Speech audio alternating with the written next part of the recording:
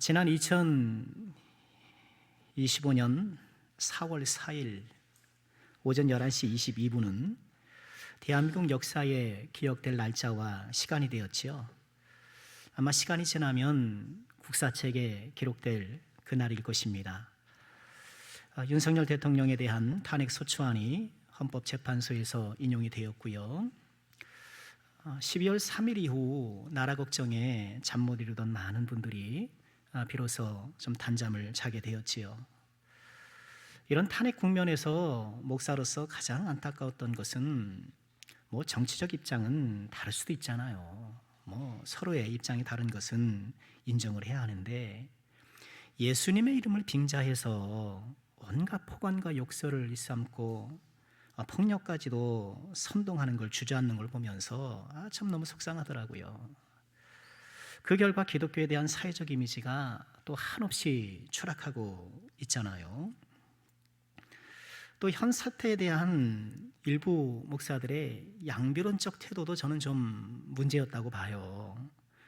물론 국민들의 갈라진 마음을 봉합하고 또 하나 되는 것은 참 중요하지만 옳고 그름에 대한 분명한 판단을 하지 못했던 것이 아닌가, 저는 그런 아쉬움을 가져요.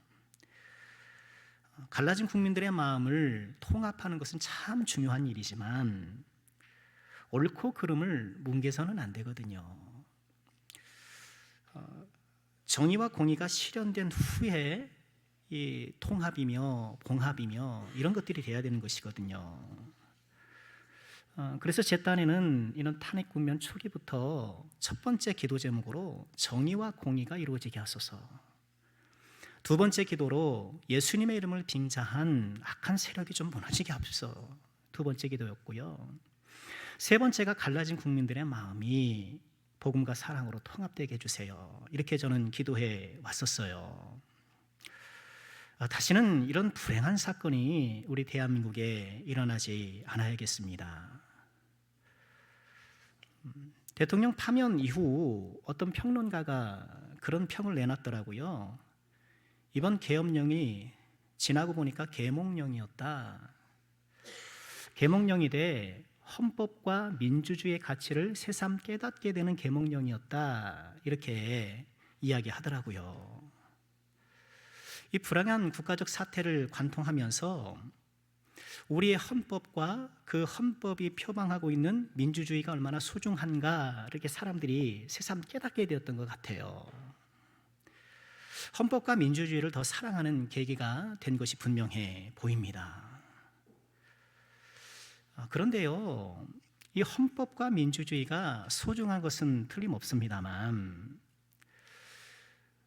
우리는 그보다 더 하나님의 법과 신본주의를 더 소중히 여기는 사람이어야 되잖아요. 헌법 수호를 위해서 그렇게 사람들이 흰눈을 소복히 맞으면서 헌법을 지키겠다, 민주주의를 지키겠다 이렇게 앉는 걸 보니까 나는 하나님의 법과 하나님 중심주의를 지키기 위해서 얼마나 했었는가. 헌법과 민주주의를 지키기 위해서 한밤중에 뛰어나가서 장갑차 앞을 가로서 먹는 그런 사람들을 볼 때 얼마나 훌륭합니까? 그런데 과연 하나님의 법과 하나님 중심의 삶을 삶에 있어서 나는 얼마나 헌신적이었는가, 얼마나 애썼는가, 그렇게 잠시 돌아보게 되었습니다. 우리 대한민국의 헌법과 민주주의를 우리가 소중히 여겨야 하겠지만 더불어서 우리는 우리 하나님의 법, 하나님의 말씀과 하나님 중심의 순본주의적 삶을 더욱더 소중히 여기는 그런 우리가 되기를, 그래서 하나님의 말씀을 수호하고 이 신본주의를 수호해 나가는 우리 모두가 되기를 주의 이름으로 축원합니다.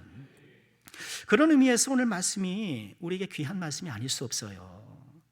우리가 어떻게 예수님 말씀을 소중히 여기는가. 여러분, 성경책을 내가 거의 모셔두고 성경책을 내가 잘 간수하면 아마 그것도 마음이 어느 정도 쓸릴 수는 있겠지요. 그러나 우리가 예수님의 말씀을 소중히 여기는 방법은 다름 아니라 예수님의 말씀을 듣고 지키는 것, 예수님 말씀을 듣고 지키는 거예요. 우리가 지금까지 산상수훈을 쭉 묵상하면서 산상수훈 마무리 단계에서 예수님께서 세 가지 말씀을 주시잖아요. 세 가지 말씀을 주시되 그 세 가지 말씀 속에 상반된 두 가지를 대조하시는 것을 이어가셔요. 첫 번째는 우리가 13절 14절을 7장 13절 14절 묵상하면서 좁은 길과 넓은 길을 대조해 주셨잖아요. 이 산상수훈의 길은 좁고 협착하지만, 그래서 찾는 사람이 없지만 이 길이야말로 생명의 길이다. 넓은 길은 안락해 보이고 사람들에게 인기가 많은 것 같이 보이지만 사망에 이르는 길이다. 산상수훈의 가르침은 좁은 길이나 생명으로 나아간 길을 잊지 말아라. 주님 그렇게 말씀을 하셨고요. 그리고 지난주일에 우리가 살펴보았던 것은 뭔가요? 15절부터 23절을 중심으로 열매 맺는 자와 열매 없는 자, 예수님의 가르침을 따르는 이 좁은 길에 방해꾼들이 나타나는데 거짓 선지자들이다. 그들이 주여 주여 외치고 귀신을 쫓아내고 온갖 권능을 행하는 것으로 무장한다 하더라도 그들에게 미혹되지 말고 열매 맺는 삶, 순종하는 삶에 주력하라. 주님이 그렇게 말씀을 하셨죠. 그리고 이제 산상수훈을 최종 마무리하시면서 다시 한번 두 종류의 사람을 대조하십니다. 어떤 사람인가요? 듣고 행하는 자와 듣고 행하지 않는 자인 거예요. 좁은 길과 넓은 길, 열매 맺는 자와 열매 없는 자, 그리고 듣고 행하는 자와 듣고 행하지 않는 자, 여러분 이 두 대조되는 무리들이 서로 이렇게 한 카테고리로 연동되어 있잖아요. 오늘날 우리는 참 여러 루트로 주님의 말씀을 접합니다. 이렇게 설교 말씀을 들으시기도 하고, 또 성경을 읽기도 하시고, 또 훌륭한 기독교 서적을 보기도 하시고, 이제는 뭐 영상 시대라 여러분 유튜브 보면 얼마나 하나님의 말씀을 더 멋지게 편집해서 유통시키고 있습니까? 그 말씀들 얼마나 귀해요.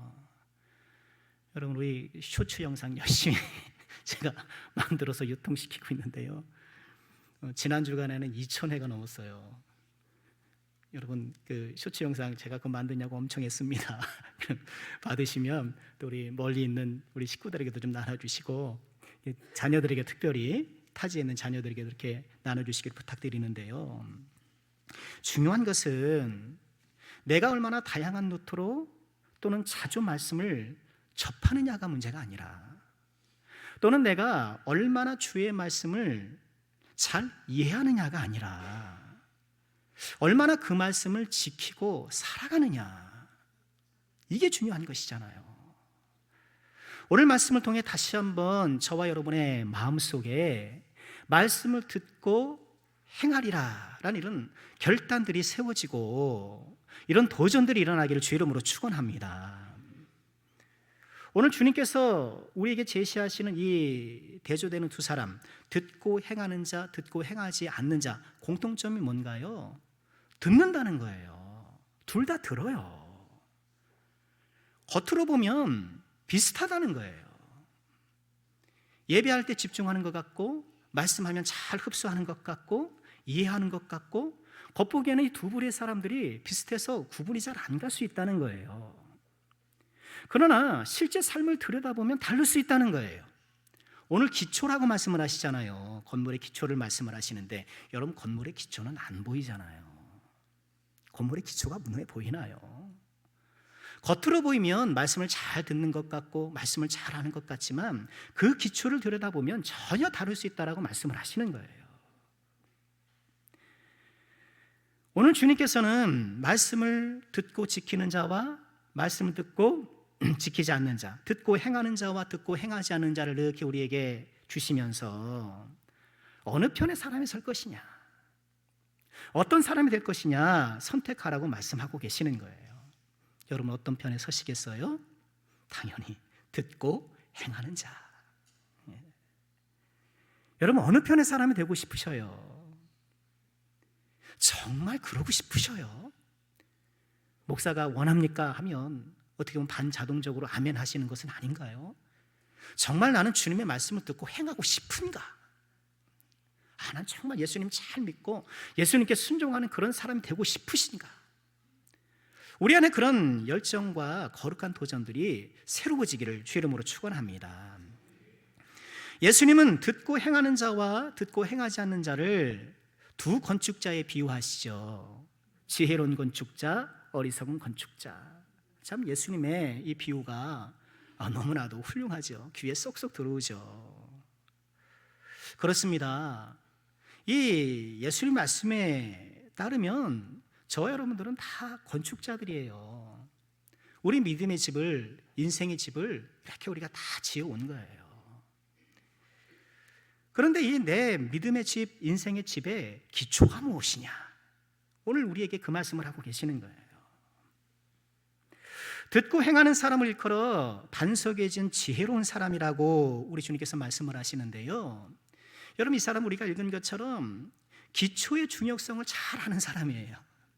집을 어디다 지어야 되는가 할 때 이 기반이 튼튼한 곳에 지어야 된다는 것을 너무나 잘 아는 사람. 여러분, 우리도 그렇지 않습니까? 우리 교회 옆에 이제 아파트가 지어질 때 우리 다 봤잖아요. 저는 하루도 안 빠지고 봤어요. 요 앞에 우리가 기억하잖아요. 이거 넓은 밭이고 여기 야산 있고 그랬잖아요. 저 넓은 밭에 있는 곳에 공사에 앞서서, 본격적인 공사에 앞서서 수백 개의 말뚝을 받았어요. 저기다가 항타라 그러더라고요. 저도 처음 알았어요. 항타 말뚝을 수백 개를 박더라고요. 탕탕탕탕탕 하면 얼마나 시끄러운지 몰라요. 멀리서 보면 성냥개피 같은 이런 그 콘크리트 말뚝을 쫙 박는 거예요. 튼튼해요. 그리고 저 위쪽에 101동부터 104동 거기는요, 이렇게 산을 이렇게 깎고 보니까 거기가 전체 안반이에요. 안반, 튼튼한 안반이더라고요. 모르긴 몰라도 이 아파트가 튼튼하게 세워졌으니까 여러분 사시는 분들 너무 걱정하지 마시기 바랍니다. 이렇게 기초가 튼튼하니까, 그 기반이 튼튼하니까 30층에 육박하는 그런 건물을 지어 올리는 것 아니겠어요? 듣고 행하는 자를 일컬어 이처럼 자기 믿음의 집을 든든한 기초 위에 세우는 사람, 우리 주님께서는 그렇게 비유하시는 거예요. 그렇게 기초가 튼튼하니까 25절의 말씀처럼 비, 창수, 바람이 몰아쳐도 끄떡없다는 거예요. 반면에 모래 위에 지은 어리석은 사람은 어떻습니까? 반대잖아요. 왜 모래 위에 집을 짓나? 여러분, 여기서 말하는 모래는 와디로 보는 것이 조금 더 이해가 쉽다라는 그런 해석이 우세해요. 이 와디라는 말이 아랍어로 계곡이라는 뜻인데요, 평상시에는 마른 땅이지만 우기에 비가 오면 물이 모여 흐르는 하천이에요. 우리는 간헐하천 이렇게 부르기도 하는데요, 이스라엘은 건기와 우기가 뚜렷하잖아요. 건기는 바짝 메말라 있다가 우기에 비가 오면 그 물들이 모여서 흐르잖아요. 그 지역에 살다 보면요, 우리도 그렇잖아요. 비가 오면 물이 어디로 흐르는지 대충 알잖아요. 그래서 그 지역에 오래 살던 사람들은 우기가 되면 물이 어디로 모여 흐르는지를 알기 때문에 건기에는 거기가 평평한 땅이고 아무 문제가 없어 보이지만 우기에는 빗물이 쏟아져 가지고 무너지는 거예요. 그러니 이것을 잘 아는 사람은 그런 와디 위에다, 모래 위에다 집을 짓는 어리석은 짓을 하지 않는 거예요. 누군가 거기에 집을 지으면 말리겠죠. 아유, 거기다 집 지으면 안 됩니다. 안 돼, 말리겠어요. 말씀을 듣고 행하지 않는 자는 와디 위에 집을 짓는 사람처럼, 그래서 비, 창수, 바람이 불면 27절의 말씀처럼 무너져 버리고, 그 무너짐이 어때요? 심하다, 심하게 무너진다, 그렇게 말씀을 하는 거예요. 반석에 집을 짓는 자와 와디 위에 집을 짓는 자를 이렇게 대조하시면서 우리가 어떤 사람이 되어야 될까라고 이렇게 도전하시는 것인데요, 모래 위에 집을 짓는 어리석음이 가져오는 불행을 조금 더 묵상해 보고 싶어요. 모래 위에 집을 짓을 때는 먼저는요, 자기 자신을 속이게 돼요. 이 치명적인 불행이에요. 내가 말씀을 듣기만 하고 행하지 않으면 자기 자신을 속여요. 야고보서 10장 22절에 이렇게 말씀을 하거든요. 우리 같이 한번 읽어볼까요? 함께 하죠. 너희는 말씀을 행하는 자가 되고 듣기만 하여 자신을 속이는 자 되지 말라. 속는다는 거예요. 어떻게 속을까요? 제가 학창 시절에 단과학원을 좀 다녔어요. 버스 타고 서울 천호동에 단과학원을 열심히 다녔는데 영어, 수학 이거 열심히 끊고 다녔단 말이에요. 그때 학원비가 3만 원이었어요. 가면 강사가 얼마나 아주 시원하게 강의하는지 몰라요. 지금이야 이제 소그룹을 학원을 다니는데 그때는 한 강의실에 막 200명 이상 막 빼곡하게 앉아서 강의를 듣는데 뭐 강사가 얼마나 멋지게 하는지 몰라요. 그래서 그 강의를 딱 듣고 나면 다 풀 수 있을 것 같은 거예요. 야, 이게 이런 문제였단 말이야. 야, 이게 이렇단 말이야. 그런데 내가 그런 일타 강사의 시원한 강의를 아무리 듣는다 하더라도 그게 내 실력이 되는 건 아니에요. 내 실력이 되려면 어떻게 해야 돼요? 수학 문제 내가 하나 붙잡고 끝까지 씨름해야 되는 거예요. 영어 단어 하나하나 붙잡고 내가 암기하고 내가 공부해야 되는 거예요. 그저 그렇게 내가 일타 강사의 강의를 시원하게 듣는다고 해서 내 실력이 저절로 늘어나는 게 아니에요.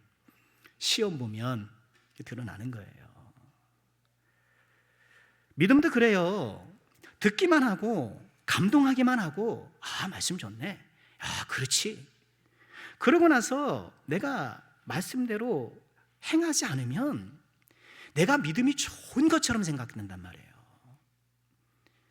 그렇게 일타 강사의 강의를 듣고 내가 다 아는 것처럼 착각하는 것처럼 내가 믿음이 좋은 것처럼 착각하기가 쉬운 거예요. 우리 사람들은 다 교만합니다. 잘난 사람은 잘난 대로 교만하고 못난 사람들은 못난 대로 교만하고 가진 사람은 가진 대로 교만하고요. 없는 사람은 없는 대로 다 교만해요. 인간들은 다 교만해요. 목사들은요. 자기 자신이 설교 제일 잘하는 줄 알고요. 내가 신앙생활 좀 오래 한 사람은요. 그래도 내 믿음이 저 사람보다는 낫지 이렇게 생각하기가 쉬워요. 중요한 것은요. 내가 얼마나 감동하느냐 중요하지만 감동도 중요하지만 요즘 내가 붙잡고 씨름하는 말씀이 뭐냐 이거예요. 여러분 우리의 순종의 문제는 순종을 안 하는 것도 문제지만 순종할 말씀이 없는 게 문제예요. 요즘 어떤 말씀 가지고 고민하세요? 요즘 내가 씨름하는 말씀이 뭐예요? 순종할 말씀이 없어요. 왜? 듣고 마니까 그 말씀을 막 붙잡고 내 인격과 내 생활에 뿌리를 내리려고 하는 이런 거룩한 씨름이 없고 모래 위에 지은 집은요 이처럼 스스로를 속이는 위험성이 매우 커요. 두 번째로 모래 위에 지은 집은요 우리가 읽었던 것처럼 비창수 바람이 무너져요. 27절 다시 볼까요? 모래 위에 지은 집은 비가 내리고 창수가 나고 바람이 불어 그 집에 부딪힘에 무너져 그 무너짐이 심하다. 여러분 이 27절에서 말하는 비창수 바람 여러분 뭐라고 생각이 드세요? 여러분 지금 직감하는 것처럼 인생 시련이잖아요. 인생 시련에 비창수 바람이 다 몰려오면은요 비창수 바람 이러니까 뭐 사람 이름 같긴 한데요. 비창수 바람이 이렇게 막 불어올 때에 그럴 때 믿음의 집의 진면목이 드러나는 거죠. 시련은 우리 믿음을 위협하는 것이 사실이에요. 사탄이 그것을 잘 알잖아요.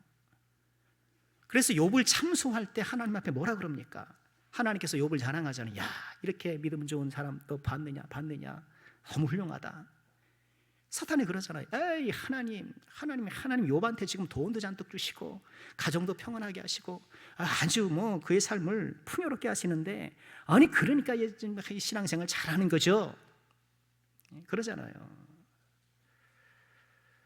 어려워봐요. 하나님 잘 섬기나. 사탄이 사람을 잘 알아요. 우리가 잘 아시는 것처럼 그러나 욥은 이 사탄의 기대를 그냥 무너뜨리잖아요. 그 엄청난 비창수 바람이 그의 인생을 쓰나미처럼 쓸고 가도 그의 믿음이 견고하잖아요. 지켜내잖아요. 우리 교회에도 이런 인생의 비바람 창수 시련 가운데서도 다 믿음을 지켜내는 분들을 보면 얼마나 감사한지 몰라요. 이 젊은 목사가 참 존경스러워요. 그 질병의 쓰나미 가운데도 참 믿음 지키고, 겉사람은 낡아지지만 속사람은 날로 날로 새로워진다는 말씀처럼 그런 믿음의 능력들을 몸소 보이시는 우리 귀한 종들을 보면 얼마나 감사한지 몰라요. 그 믿음 끝까지 붙잡고 승리하시기를 주의 이름으로 축원합니다. 시련이 오면 그때는 다 기도할 거라고 생각을 해요. 우리가 어느 정도 그런 능력이 있거든요. 평상시에 공부 안 하가도 시험 일정 나오면 막 벼락치기 하잖아요. 그냥 닥치면 하는 것이 어느 정도 있긴 해요.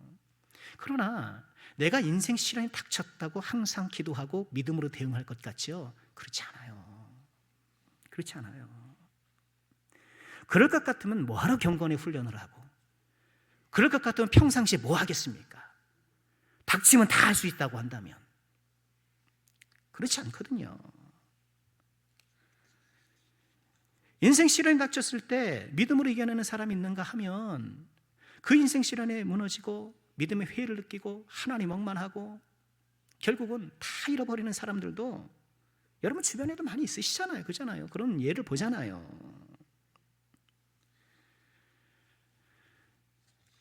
어떻게 우리는 비바람 창수에도 비창수 바람에도 흔들리지 않고 무너지지 않는 그런 믿음을 구축할 수 있을까?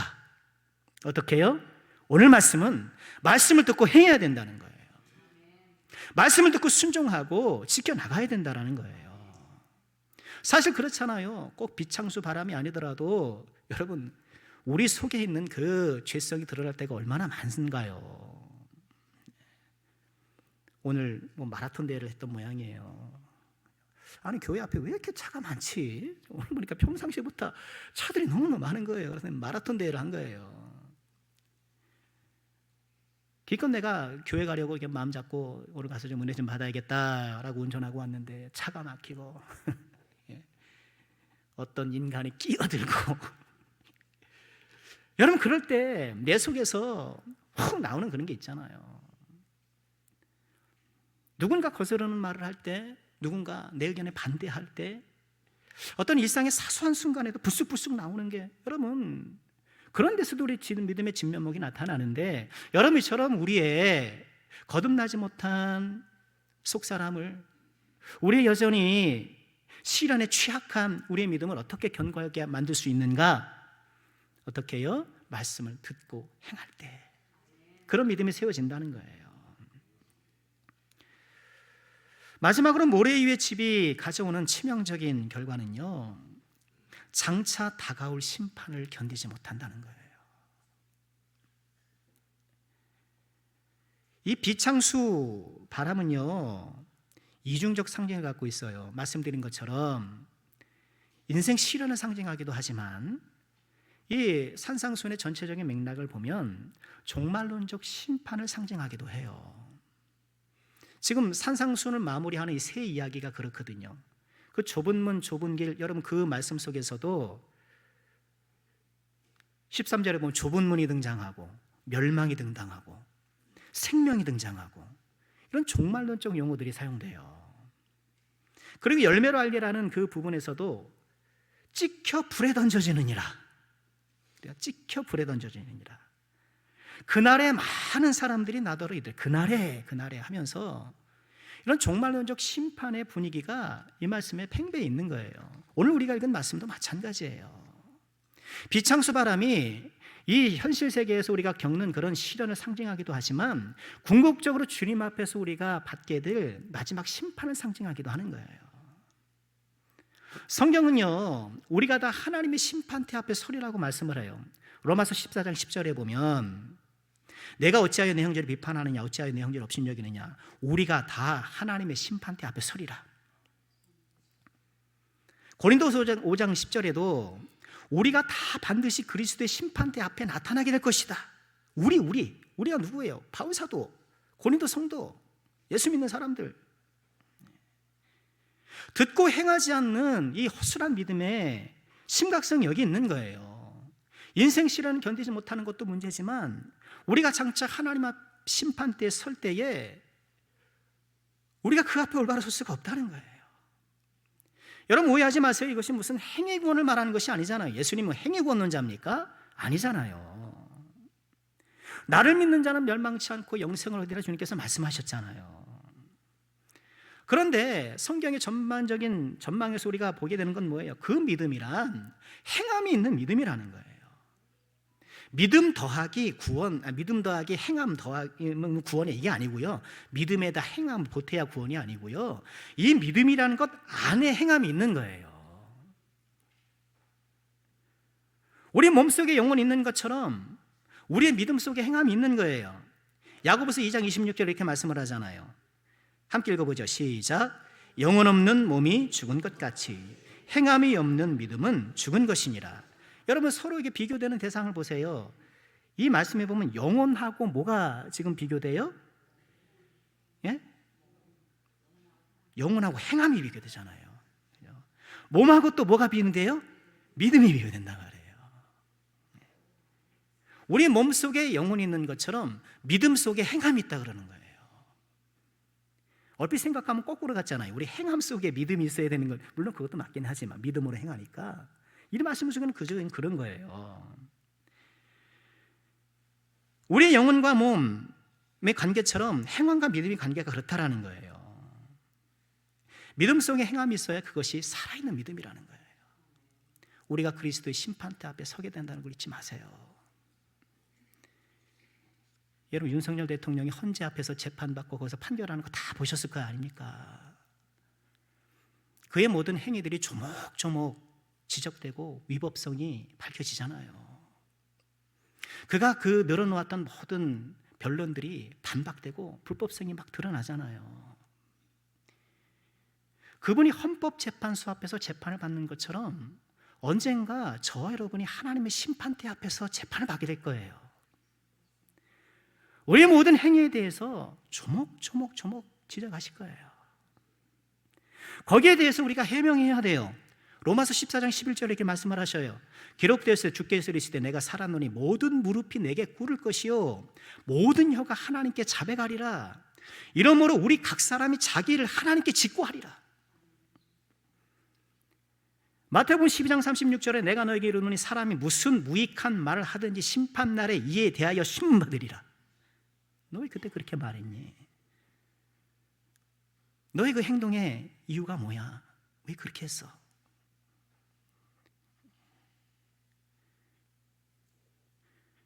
헌법재판소의 그 재판을 보면서 언젠가 주님의 심판대 앞에서 우리가 겪게 될 일들을 보게 되는 건 아닐까요?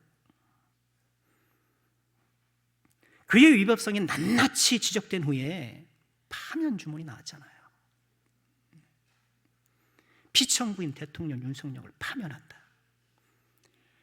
여러분 하나님의 심판대 앞에서 저 여러분들은 어떤 주문이 떨어질까요? 암흑의 누구누구는 파면한다. 여러분 우리도 다 파면받을 사람들인 거예요. 파면받을 사람. 그 심판대 앞에서 헌법재판소 그 재판관들보다 훨씬 더 엄중하고 정확한 하나님의 그 심판대 앞에서 견뎌낼 사람이 어디 있겠어요? 다행스러운 일이 있죠. 우리를 위해 변호하시는 분이 계시다는 거예요. 우리를 변호하시는 분이 계시는 거예요. 요한에서 2장 1절이에요. 나의 자녀들아 내가 이것을 너희에게 쓰면 너희로 죄를 범하지 않게 하려 함이라. 내가 이 얘기하는 거 죄 짓지 말라고 하는 얘기야. 만일 누가 죄를 범하여도 아버지 앞에서 우리에게 대언자가 있으니 곧 의로우신 예수 그리스도시니라. 네. 너무너무 당스러운 거죠. 여기 말하는 대언자가 파라클레토스, 법정 용어인데요, 변호인, 중재자라는 뜻이에요. 우리를 변호해 주시는 거예요. 우리의 변호인은 세상 변호인과 달라요. 윤 대통령 딱 하더라고요. 변호인들이 뭐 변호하겠다라는 건지 나는 엑스맨인지 모르겠더라고요. 뭐 인원을 유언이라고 말장난하진 않나. 뭐 어디 신문기사 하나 가져와서 막 부정선거라고 막 이렇게 하진 않나. 우리의 변호인 예수 그리스도는 달라요. 우리 예수님께서는 그 심판대 앞에서 이렇게 변론하실 거예요. 지금 이 자리에 서 있는 이 피고들은 흉악한 죄인인 것이 분명합니다. 그들의 모든 언행 심사를 보건대 파면 선고가 지당한 것이 분명합니다. 지옥에 떨어지는 것이 너무나도 마땅합니다. 그러나 이들이 받을 형벌과 저주를 제가 이미 다 받았습니다. 그들이 지불해야 될 죄값을 제가 이미 다 지불했습니다. 그러니 이들에게 이 법정에서 죄를 묻는 것은 온당치 않습니다. 이들에 대한 모든 혐의의 본 재판에서, 모든 혐의는 본 재판에서 각하돼야 됨이 마땅합니다. 이 각하예요, 각하. 예수님께서 이것을 내다보시고 이렇게 말씀을 하시는 거예요. 내가 진실로 진실로 너희에게 이르노니 내 말을 듣고 또 나 보내신 이를 믿는 자는 영생을 얻었고 심판에 이르지 아니하나니 사망에서 생명으로 옮겼느니라. 우리의 변호인이 계셔서 하나님의 엄중한 심판대 앞에서 우리는 다 파면받아 마땅한데 우리의 모든 형벌을 다 가져가신 예수님 덕분에 우리의 심판 자리는 심판 자리가 아니라 찬양 자리가 될 것이고 우리의 심판 자리는 감사의 자리가 될 것이고 이 놀라운 은혜가 우리에게 예고되어 있는 거예요. 예수님의 은혜를 덧입은 우리가 어떻게 살아가야 할까요? 바로 오늘 말씀인 거예요. 말씀인 거예요. 예수님의 가르침을 듣고 지키며 살아가는가? 예수님을 진실하게 믿는 사람은 예수님 말씀을 듣고 지키게 마련이에요. 사람의 마음으로 믿어 의에 이르고 입으로 시인하여 구원한다고 말씀을 하셨어요. 불이 켜지면 빛이 나오고 에너지가 있는 것처럼 믿음이 있으면 행함이 나오게 마련인 거예요. 우리 믿음 안에 있는 사람들에게 주시는 이 놀라운 은혜를 우리가 다시 한번 기억하시고 이 참된 믿음이 우리의 행함으로 입증된다는 것을 기억하시고 주의 말씀을 듣고 행하기를 힘쓰는 우리 모두가 꼭 돼야 되겠습니다. 말씀 마치겠습니다. 주의 말씀 앞에 두 부류의 사람이 있다라고 오늘 말씀은 말씀합니다. 듣고 행하는 자와 듣고 행하지 않는 자. 주님은 우리가 듣고 행하는 든든한 토대 위에 우리 믿음의 집, 인생의 집을 짓기를 원하십니다. 비창수 바람이 불어도 흔들리지 않는 믿음, 무엇보다 언젠가 주님 앞에 서는 그날 잘하였도다 착하고 충성된 종이라 칭찬 듣고 상급받는 그 믿음, 산상수훈의 주의 말씀, 또 우리에게 주신 하나님의 귀한 말씀들을 듣고 행함을 통하여서 날마다 주님 앞에 서는 그날까지 우리 믿음의 집을 아름답게 세워나가는 저와 여러분 우리 모두가 될 수 있기를 주님의 이름으로 축원합니다. 기도하겠습니다.